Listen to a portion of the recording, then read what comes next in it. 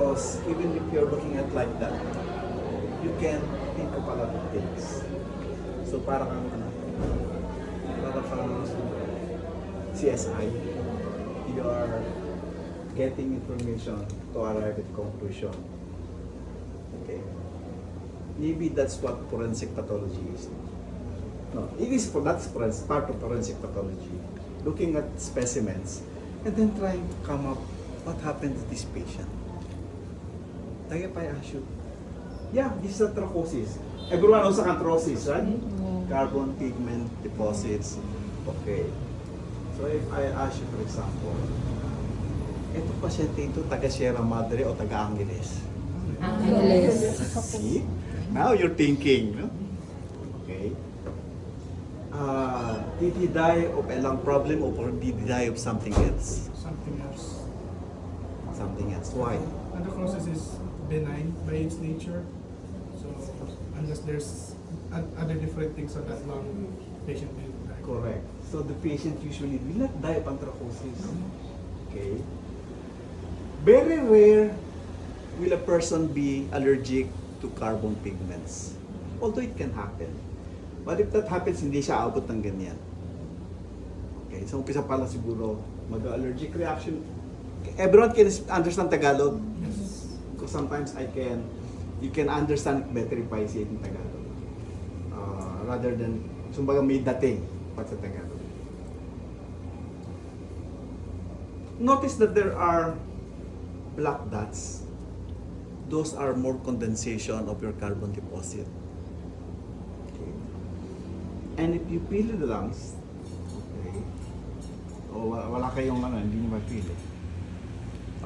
Normally, the lung is just like a sponge. Okay. This is no longer sponge because it has been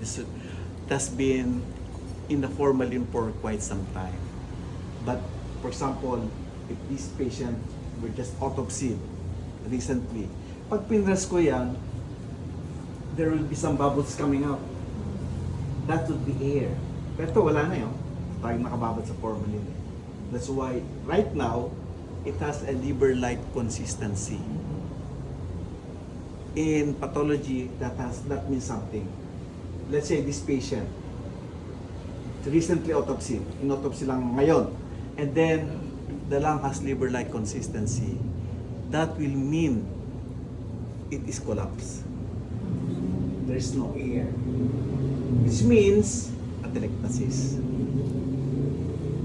Okay? So, that's pathology. Just looking at the specimen, you can deduce a lot of things. So this is something that is not, notice that the outside portion is darker, but that is just a matter of fixation.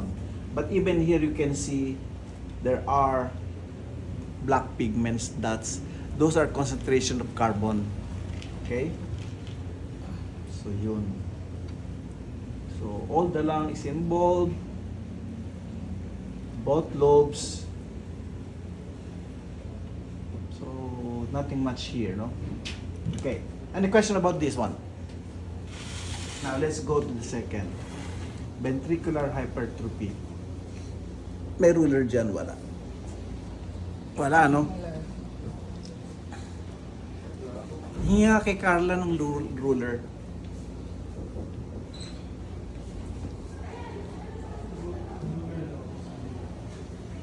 What's the normal thickness of the left ventricle? Normal thickness. And what's the normal thickness of the right ventricle?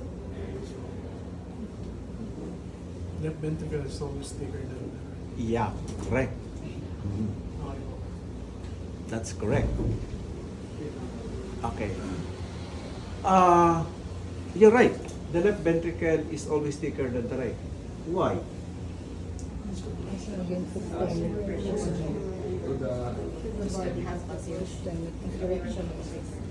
Okay.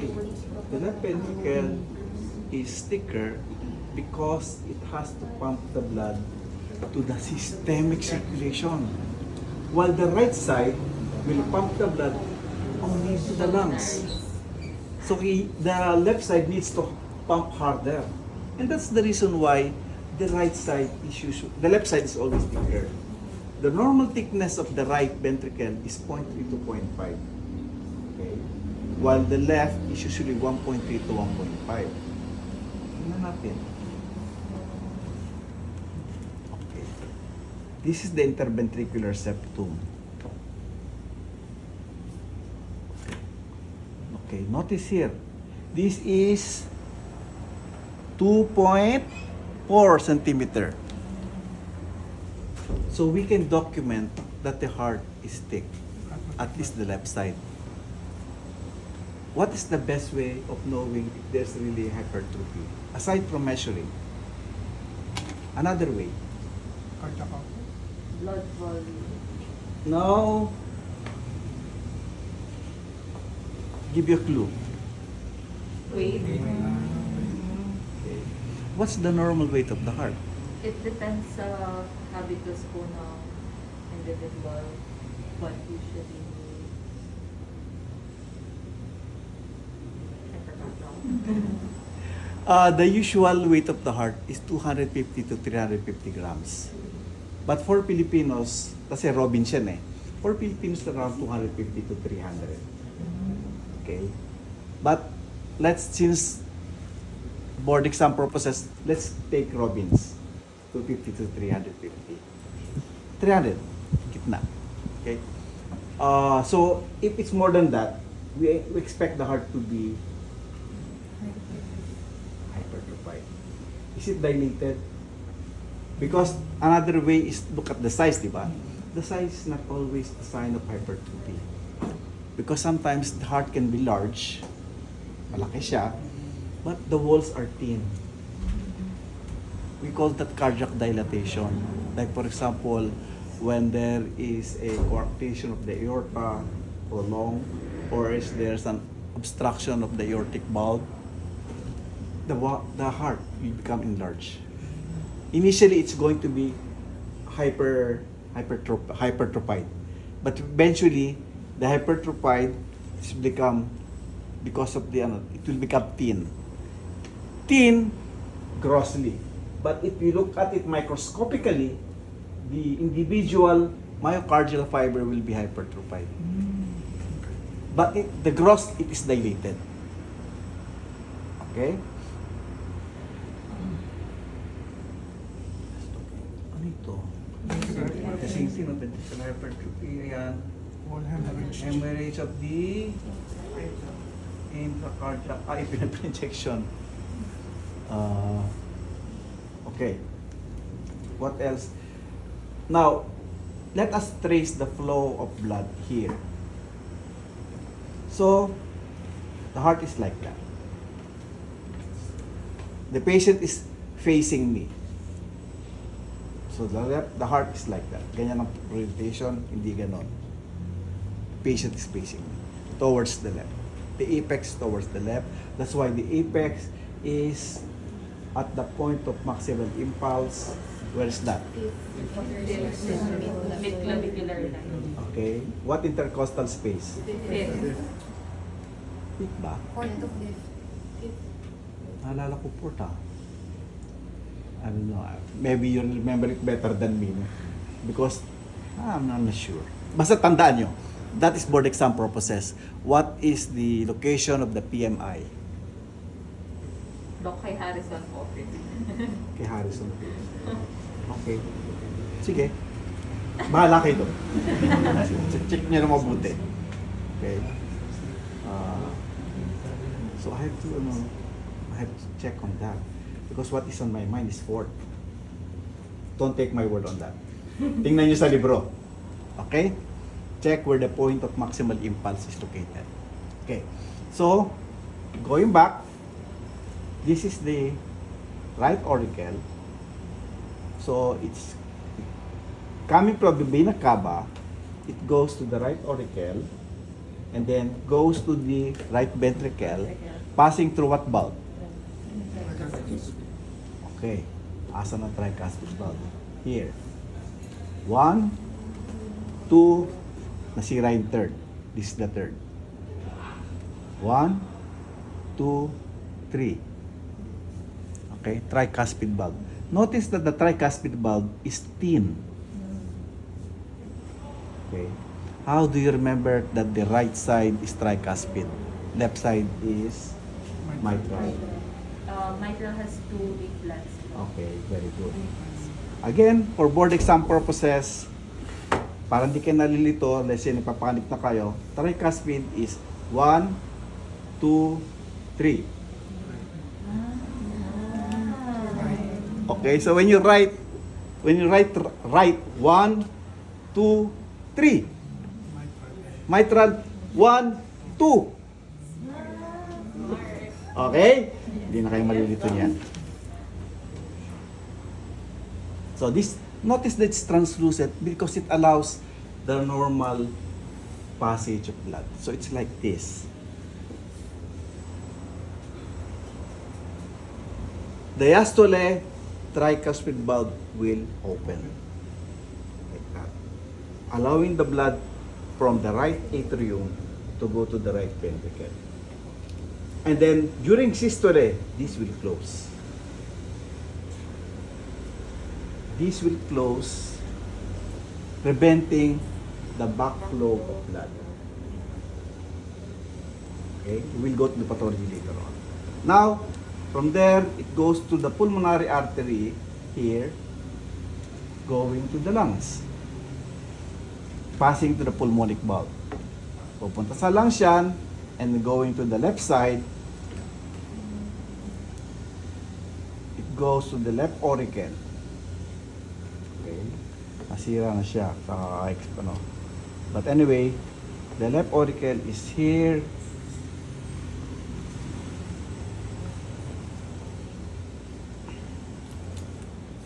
Yan, basta the left auricle. And then it passes to the mitral valve. 1, 2.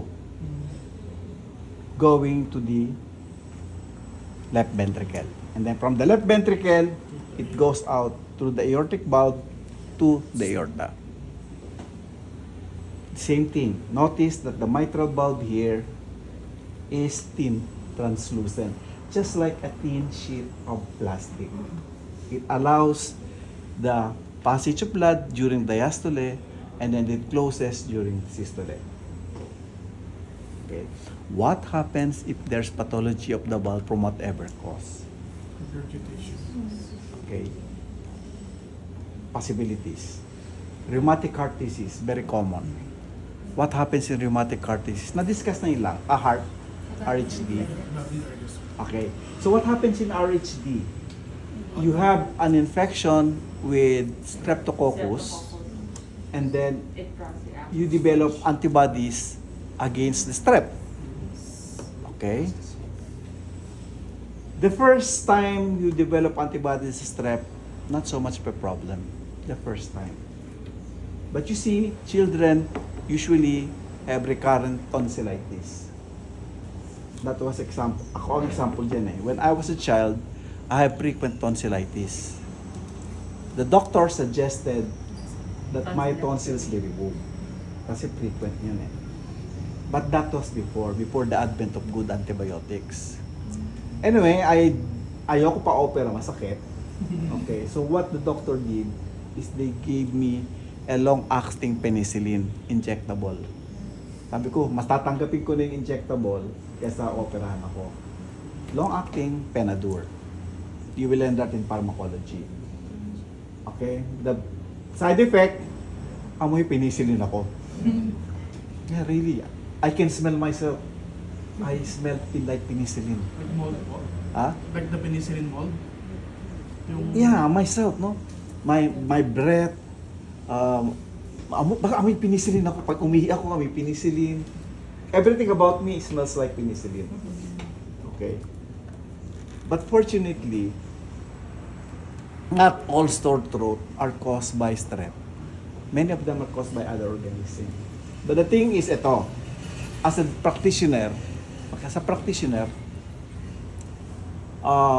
theoretically, you will request for a culture and sensitivity. Why?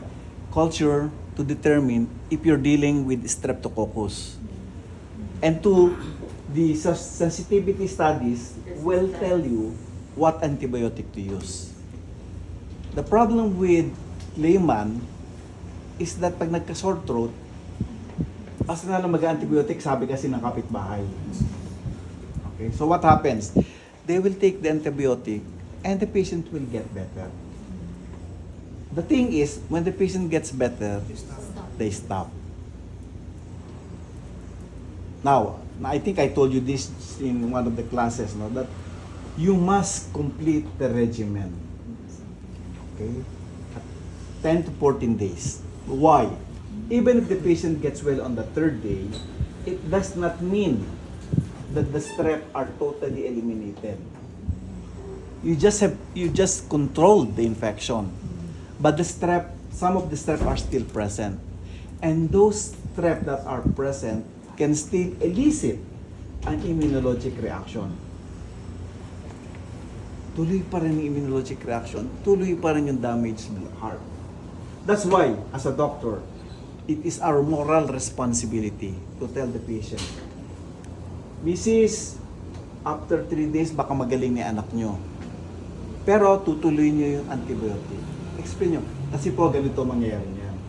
Gagaling ang bata kasi umepekto na yung antibiotic, pero hindi pa natin nasaid. We have not yet completely eradicated the strep. Because this strep can still elicit a reaction which could damage the heart. You have to tell that to the patient.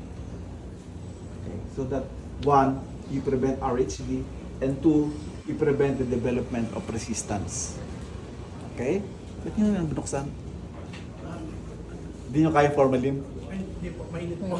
Mainit. Ano kayo formalin? Kasi ako, wala na, sanay, immune na ako sa formalin eh. Sabi ko nga, mukhang fix na yung lungs ko eh. Oo, kasi everyday na-inhale ko yun dahil sa, sa pipes. Anyway, balik tayo. So, what happens when the heart valves becomes inflamed because of RHD? Improper closure. That will be the effect. But first, what happens? The antibody will attack the heart valve and it will evoke what? Chapter 2. Antibody. Chapter 3. It will evoke inflammation. It will evoke inflammation. Antigen, antibody reaction, type 2 immunologic reaction, it will evoke inflammatory reaction. And what's the end result of inflammation? Scarring. Scarring. So the heart valve, which is normally thin, kumakapal. So ito yung heart valve natin. Normally, manipis siya, very pliable. Very pliable. And then it becomes scarred. Diastole, nahirapan na siya. Systole, sasara. Pero diastole, nahirapan na siya. Eventually, it will become so thick that even systole mahihirapan. Okay? Mahihirapan so much so that during systole, it will, di pa siya nagko-close, bumabalik na yung blood. Regurgitation. Okay? So there's mitral stenosis, tapos magkakaroon ng mitral regurgitation. Question. Which chamber of the heart will suffer? Left atrium, left ventricle, right atrium, right ventricle. During the diastole. I want you to think. If I tell you, you'll just memorize it. But if you think, you will remember it.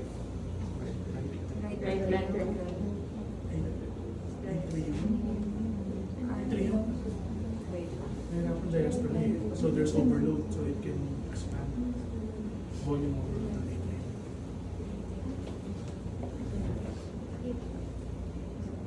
Okay, how many says it's the right atrium? How many says it's the right ventricle? How many says it's the left atrium?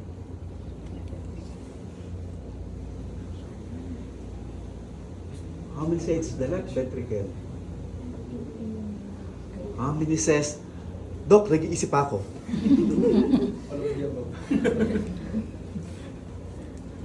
Again, which valve is most affected by rheumatic heart disease? Mitral, right? Mitral. I don't know the exact reason why the mitral valve is the one usually affected, but statistics have shown it's the mitral valve that usually affected. So it's the mitral valve that nawawala itong function na to. Mitral is left or right? Left. Okay. So alam na natin, either left atrium or left ventricle. Okay. Imagine heart. Matigas na to because of rheumatic heart disease. Diastole.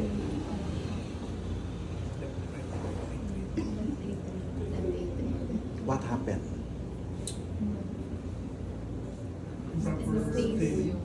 Improper flow of blood from the left atrium to left ventricle. Okay? Diastole. In severe case na to, no? It cannot close properly. What happened? Regurgitation. Hindi na yung si uwan, ano? Blood will go back. So, first stage, hindi naka-flow yung blood. So, some of the blood remains on the left atrium.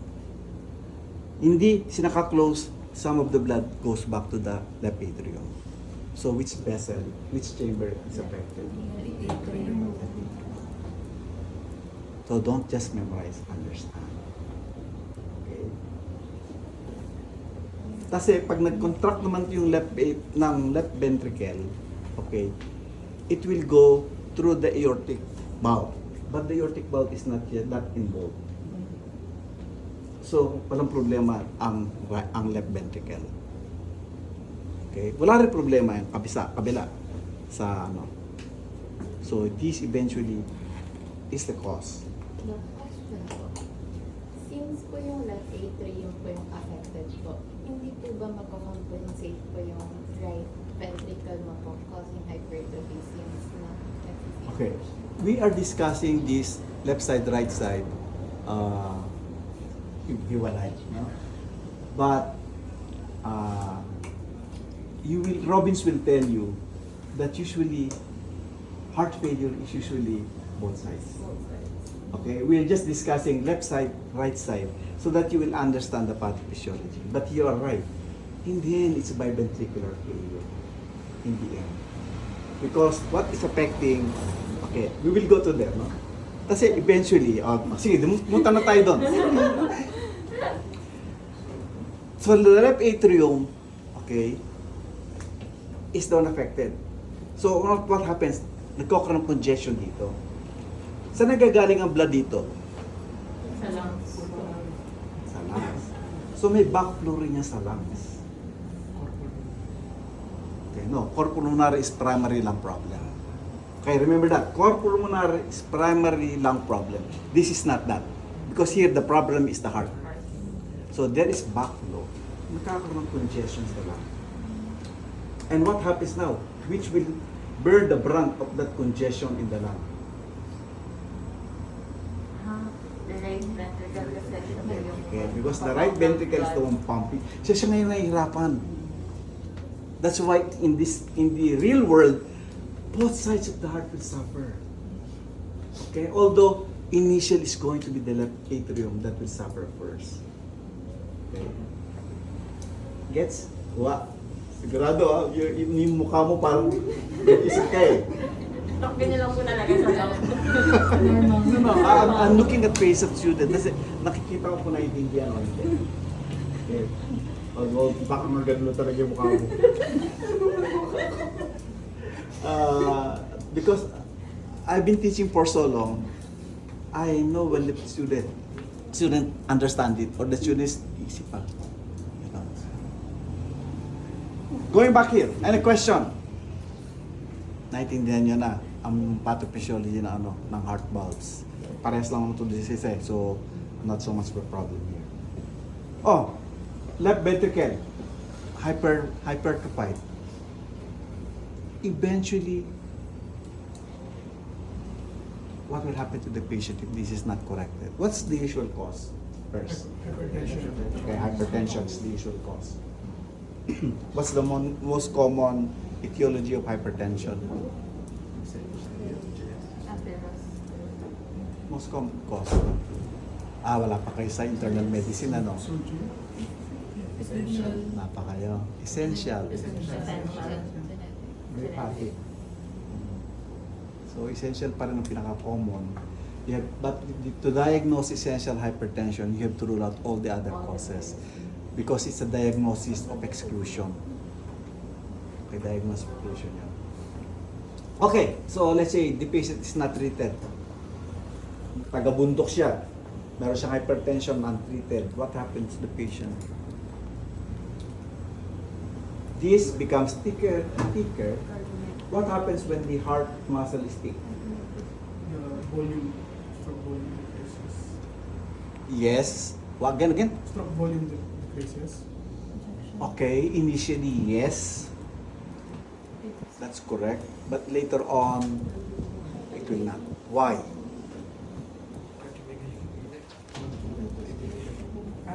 Dilation. No. Initially. This is the heart. Okay, labi natin normal 1.8 to 1.5. Naging hypertrophied. Look at the lumen. There's now less lumen sa ano. That's why eventually the stroke volume would be actually small. Because during the diastolic feeling, wala nang space for the blood to flow into. Kasi makapal na siya. Okay? There's a good picture, I think in Robbins, that the lumen is practically slit-like. Oo, masyado na siya maliit. So that's one. Okay? Another thing, where does the heart, okay, get its blood supply? Coronary artery. Coronary arteries. And where are the coronary arteries located? In the wall. On the wall of the heart. Okay, in the pericardium.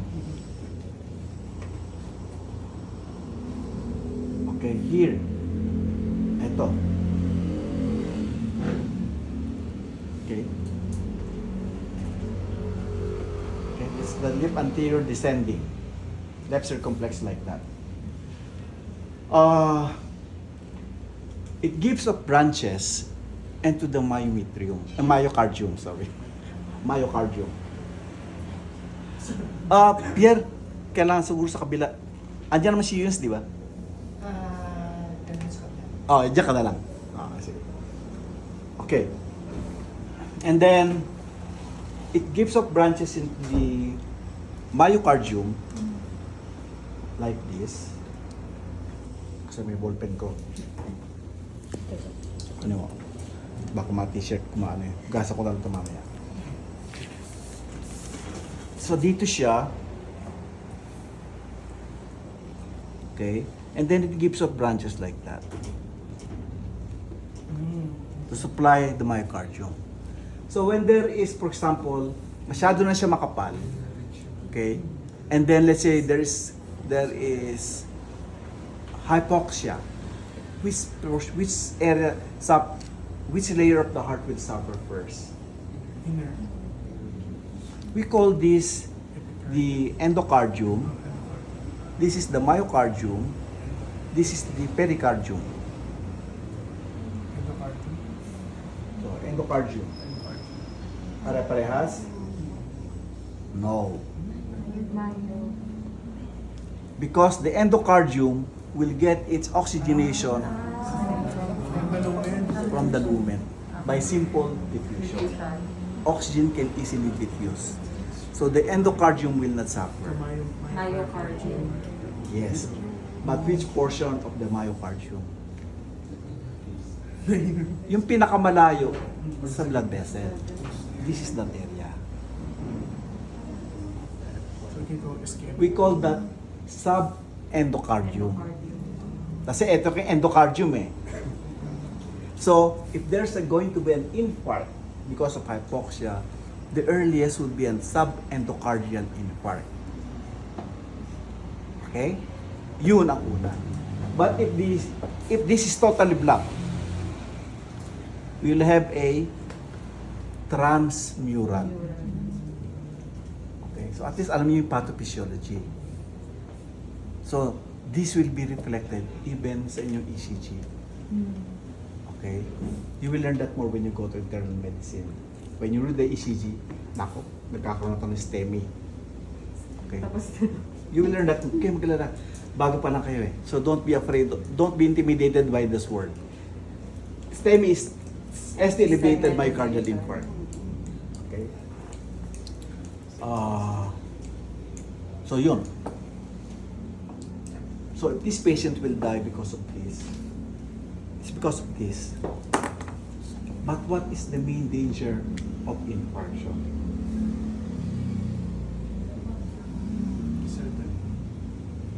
How do the patients with MI usually die?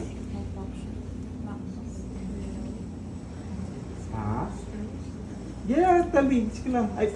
Sabi ko nga sa inyo sa classroom eh, this is the time to commit mistake. Not when you're already dealing with patients. If you commit a mistake now, I will correct you. Okay, but I won't be in the emergency room to correct you. That's why commit the mistake now. So how will this patient die? Lack of oxygenation. Again? Lack of oxygenation Why? from the burdens of the myocardium. Okay, go ahead, go on. And why did that happen? There's no nutrients on the heart, so the muscle dies. Okay. And then what? And no beat. pump failure. Pump failure. But what caused, basically what eventually caused the pump failure? The death of the myocytes. Because of the death of the myocyte, what happens? Necrosis. Necrosis. But you see, mawa, dito siya. Okay, dito lang. The rest are viable. Okay pa yung the rest. Andito lang yung infarct natin. Pacemakers.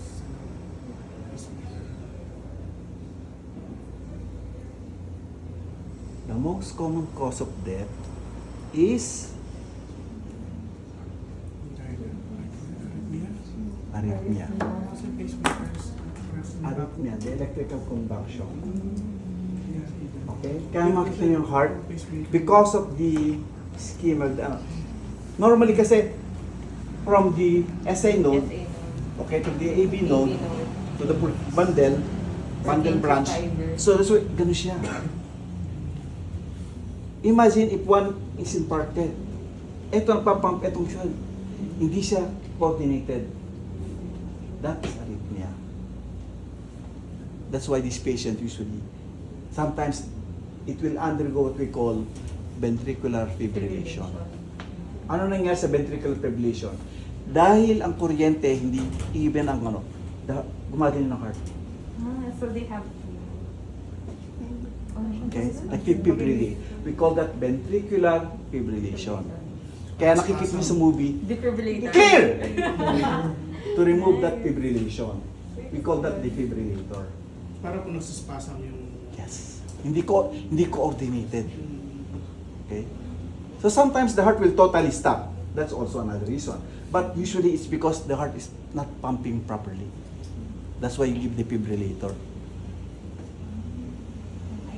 That's why it's called defibrillator. To remove the fibrillation. Para i-reset niya po yung Correct. taste ng heart. And hopefully with that, the fibrillation will disappear and the patient will survive. The thing is, patients who undergo MI, if not properly managed, will have a second MI. Okay. And the second MI is usually fatal. That's why when you have been dealing with this, you will remember, if you decide to become cardiologist, you will know how to manage this. The internal medicine people will tell you how to manage these kind of patients. But right now, you should know pathology. Pathology muna tayo. Okay, any question about this? This one is naka-importante ito. Okay, let's go to the next.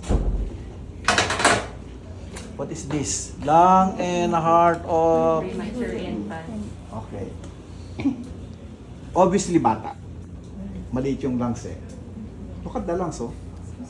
And this is the heart. Ito, heart. This is the heart. Compare that, no? Ito, bata. Yun. Okay. Okay. How would you know, let's say, you were called to do an autopsy. Halimbawa lang, or usually pathologists do this. No? But so let's say you were called to do an autopsy because the investigator wants to know, nabuhay ba tong bata to nung pinanak o pinanganak siyang patay? So you're presented with this. Pinanganak kaya siyang buhay, pinanganak siyang patay. Signs of inflation. How would you know? There's a very simple test. But Pengin nga, no? Ligaman ng tubig. if it floats, If it Correct. If the patient huminga siya, remember the child, usually in the utero, hindi huminga eh. Pero once it passes to the birth canal, okay, ipe-press siya ng ano, ipe-press ng birth canal yan. And the child will start to breathe. Okay. Theoretically, if this patient survived, nabuhay, and had his first breath, this will float. But I don't think this will float. Why? Matagal nang lubog sa formalin. Wala nang air to. But if there is air, lulutang yan. Eh? Lumulutang pa ng konti, oh. Hindi siya totally, ano.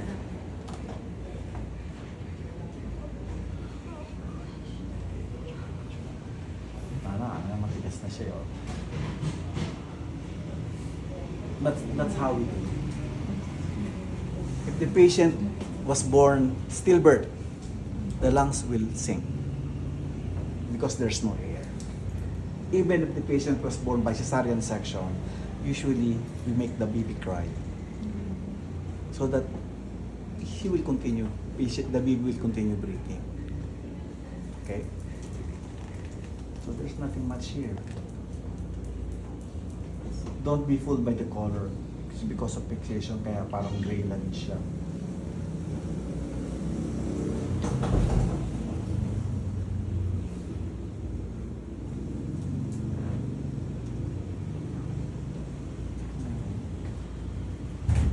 Looks like the heart, and then I'm not sure. Magulo na yung anatomy. Let's forget that. Anyway, any question about this? ano po tatanong sa practice? I don't know. Di ako alam kung depende. But if I'm going to make the practical, alam niyo na yung question, tatanong ko. Because float. I'm telling you ano eh, that thing's not that easy. I don't know, hindi ko alam kung sino gagawa ng practical. It usually rotates among us. Let's go to this. Atherosclerosis. I have two more groups. Okay. Atherosclerosis. I think I discussed this during the classroom, ano? During our, not all of you were present. Kasi hiwa-hiwalay tayo na small group discussion. I think I had two groups when I discussed this. Why atherosclerosis is more common in the abdominal aorta? Do you know why it's more common in the abdominal aorta rather than the thoracic aorta? Closer to the liver. So hindi kayo yung group na yon. Okay. Hindi niyo alam eh. Ako malulungkot ako pag kayo yun. Ibig sabihin, hindi niyo natandaan. Hindi kayo yun. If you're asked, which portion of the aorta is more prone to atherosclerosis? Arch of the aorta, thoracic aorta, abdominal aorta. At least nga natutunan na kayo ngayon. Next question. Why is it more common in the abdominal aorta?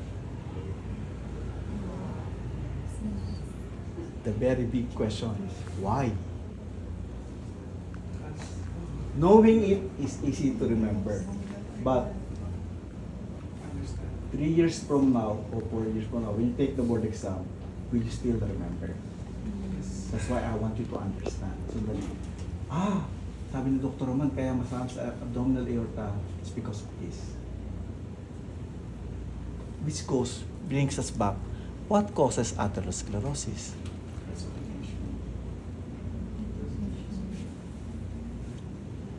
Mainit nga, no? Mainitan ako eh. What causes atherosclerosis? Deposition of shortened. Okay, lipid deposition in the aorta. Tinanong ko ito sa klase eh. Do you think you have atherosclerosis right now? Yes. Yes, Doc. When does atherosclerosis start?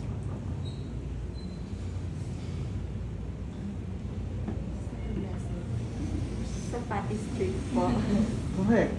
It started sa Patty Street. Kailan nag-start ang Patty Street?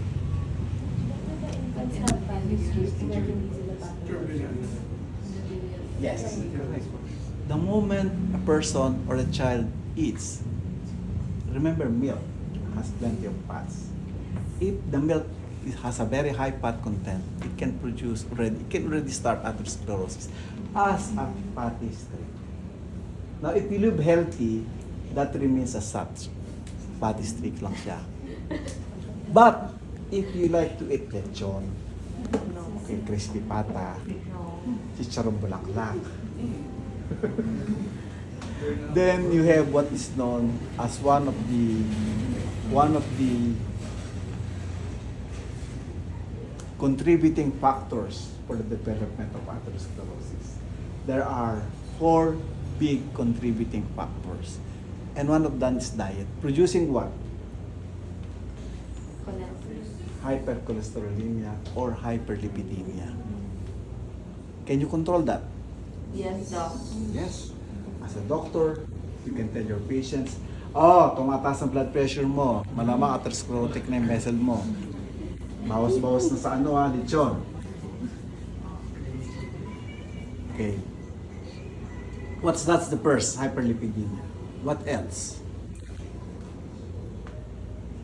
There are 4 major risk factors for atherosclerosis.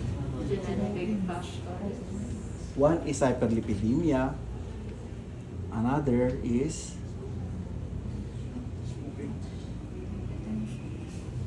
smoking. We'll go to that later on. Smoking is another one. What's the third?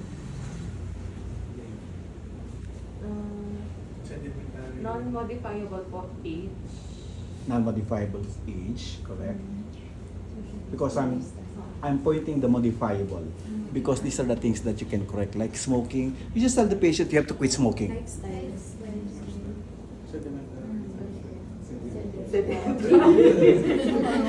Like medical students. Nakaupo lang nag-aaral. Doctors are most difficult patients. Yeah. So, cigarette smoking, hyperlipidemia, Sedentary. that's a minor. Minor lang. I want to talk about the major because they are the ones that we should control our patients with.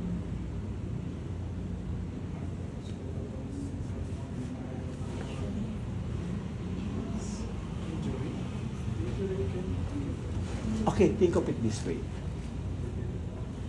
Let's go to cigarette smoking. Why does cigarette smoking contribute to atherosclerosis?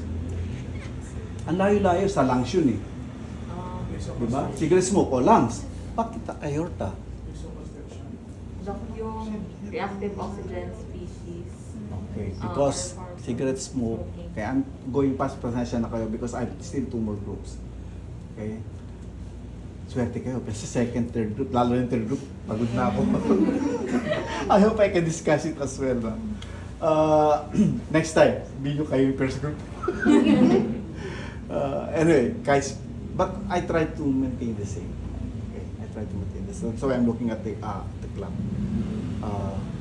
Cigarette smoke contains lots of carcinogens, chemical agents, which, etong clue, this is the keyword, which can irritate, damage the endothelial cells. So try to review Robbins, the role of endothelial cells in the development of atherosclerosis. Read on that, understand that. The endothelial cells is not a quiet lining. Hindi lang siya nakaupo lang doon. It's a very dynamic cell. And damage to the endothelial cell is one of the factors contributing to atherosclerosis. Damage to the endothelial cells. Same thing with hypertension. Because hypertension, complosion ganon, pressure, damage again to the endothelial cells. And the fourth is diabetes mellitus. High blood sugar, okay, will also cause damage to the endothelial cells. So those are the more modifiable, as you mentioned, modifiable risk factors. Pwede mong kontrolin ng diet, pwede mong kontrolin ng cigarette smoking, you can control the diabetes by drugs, and you can control hypertension also by drugs. The other non-modifiable, wala kang magagawa. Like sex, age, genetic factors, wala kang na magagawa doon. You have to contend with that. But we also ask that, meron ba sa pamilya nyo may high blood? Okay. Meron po, tatay ko high blood. Okay. So that's genetics.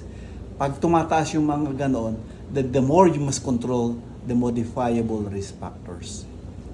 Okay? As doctors. Going back to the question, bakit siya mas common sa abdominal aorta? Particularly after the renal vessels. After the renal artery goes up like that.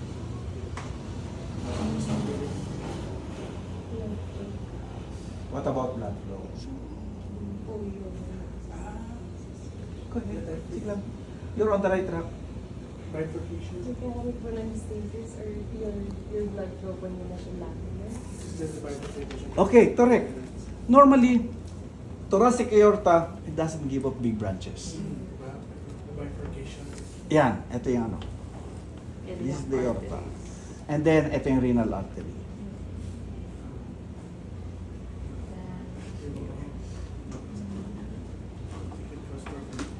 Pagdating dito,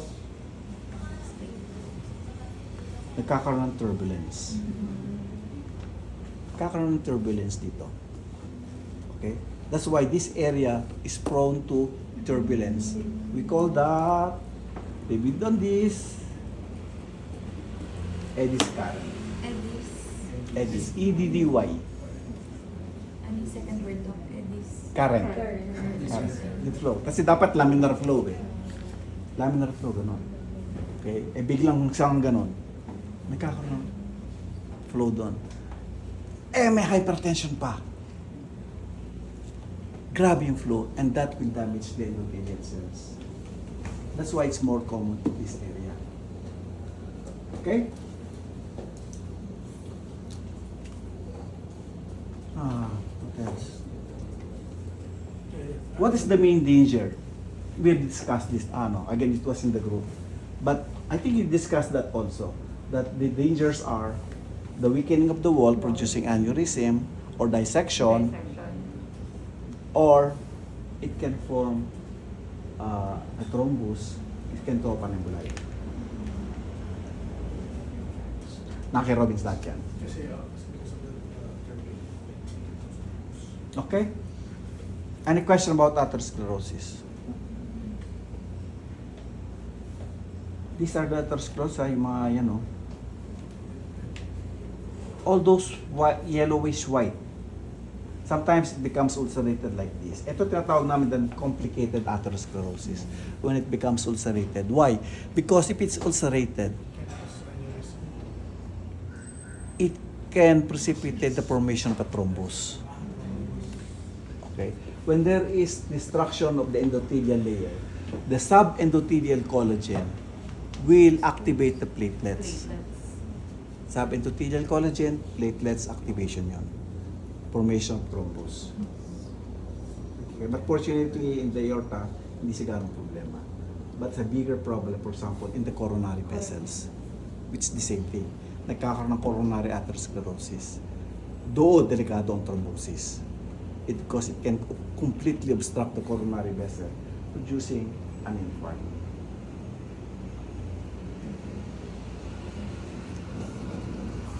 Any question? Okay, eto na-discuss na parehas ng ICM. Dito, it's just sabi nila because of sometimes you do an intracardiac epinephrine. Nasaan na siya? Trauma. Hindi ko na makita. I think maybe this one, itong hemorrhage na to. But I don't see the needle mark. But normally, when the heart is failing, one of our last recourse is to do an intracardiac epinephrine. Epinephrine is cardiac agonist. Okay? So, one of our final recourse to stimulate the heart. Palagay ko ito yun. This hemorrhage. Parang natusok po niya. Natusok po ng needle. That's why The needle is about this long. And most likely, you will be doing that as a doctor. Pag nasa emergency room kayo, then you would know where is the heart. Huwag yung susukin dito pag tinusok nyo rito, sabi ko, hindi ko sudyate yan. Hindi, akala mo yung sunod. when the lady overdosed, the John Travolta injected epinephrine in the heart. Yun lang yan. Except this person is too young to develop cardiac failure. I don't know what's the cause of death. Bata pa yan, siguro mga middle age, 20s, 30s ka na. Ito matanda na. Questions? Anything? Ano pong cause ng injury dito? Yung epinephrine po or yung injection? Yung hemorrhage. Yung injection. Yung injection. Yung epinephrine, no? Natusok yan. Nag-poke by the needle. It's the needle injection. It's just so that kaya lang siguro pinakita yan. So that, for example, when you do the autopsy, nakita nyo, hindi mo isipin, infarct to. No. Is that the cause of the fatality? Which one? The needle poking the heart. No, that's not the cause. Nasa cause. That's a life-saving procedure. So okay lang kahit magka-hemorrhage. Pero yung kasama. Yes, it will recover. It will recover. So hindi yung cause of death. Hindi na cause of death yun. If this patient recovered, gagalingin na yung tusok na yun. Gagalingin na yung tusok na yun. It's a very small needle. Not really. Mahaba siya. 16. Gauge, forgot the case, I think 21. Not 19. 19 is too big. Gauge 21, I think. Okay, questions? Let's call it the second group. Thank you, Doc.